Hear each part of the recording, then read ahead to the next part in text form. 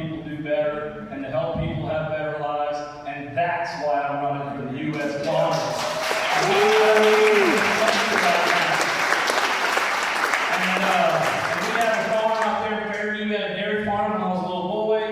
We sold the dairy when I was about 12 or 13 years old. All through my high school years, the farm, we just kind of kept beef cows and stuff. It wasn't really making much money. It was mostly used just to keep me and my brothers out of trouble, and that worked pretty well. We learned how to build a lot of fence and put up cows and do everything like that.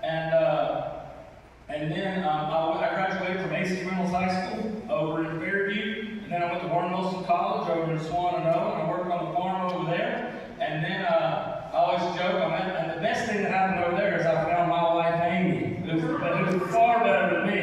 And we've been married for 25 years now. We've raised our 3 boys out there on the farm. We came back to the farm, and we were sort of young and idealistic about coming back to the family farm and making the family farm work and sell our beef and pork and chicken to local customers in the Asheville area. And now it's been 25 years, and I'm proud to say we've built a farming operation and a wholesale meat company with deep values around agriculture and food system that's good for the land, that's good for animals, and that's good for the people that we do business with, the farmers we work with, make sure they get it can stay on their farms and have a hopeful future. The employees of the business, make sure we take care of them, and make sure we take care of the wonderful customers that we've had. And we call that our mission at Ager is to build community through agriculture, and that's what we've been doing for 25 years.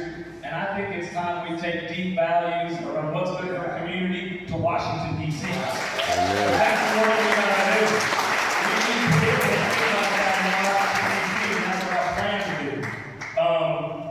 So for this campaign, I've always been a local kid.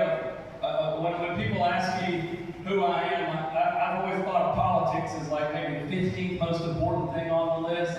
I'm a father, I'm a small business owner, I'm a farmer, a basketball coach for Little League kids, and I think most people in this country are sick and tired of partisan politics that this country has, and they want leaders in this country who are community members, who have been in their communities a long time, who know their communities.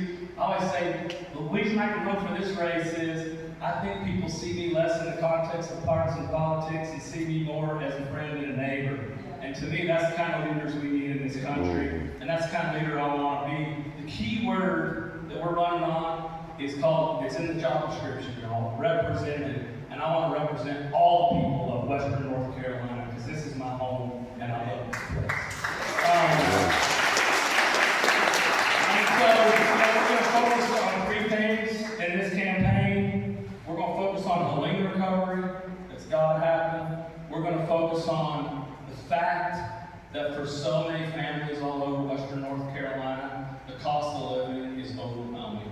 So many young families and older folks too. We've got to do something about that. And the third thing we're going to focus on in this campaign is that right now in Washington, D.C., corruption is winning, and that means America is losing. And I'm a patriot, and I love this country. And when I see corruption is how you win this country, I know we need good people to step up and let's go win an election and not let corruption be how you win this country. Amen. So those are 3 things we're going to focus on.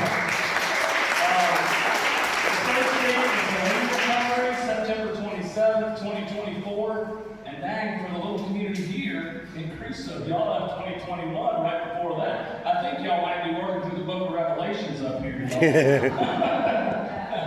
It's been rough up here. But Helene hit so many communities all over Western North Carolina. At our farm, we had a river flowing through our main road coming up to the farm. We had all the culverts were busted out, bridges blown out, the trees down everywhere. Me and my kids just basically got chainsaws out and a bobcat and started sawing away and pushing. This is what everybody was doing, right?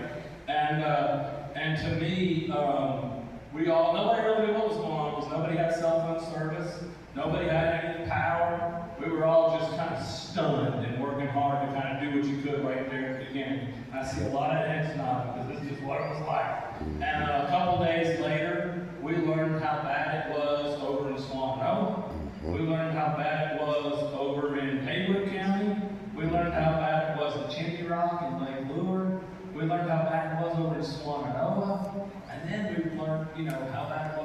Yancey County, and Mitchell County, and Avery County, and McDowell County.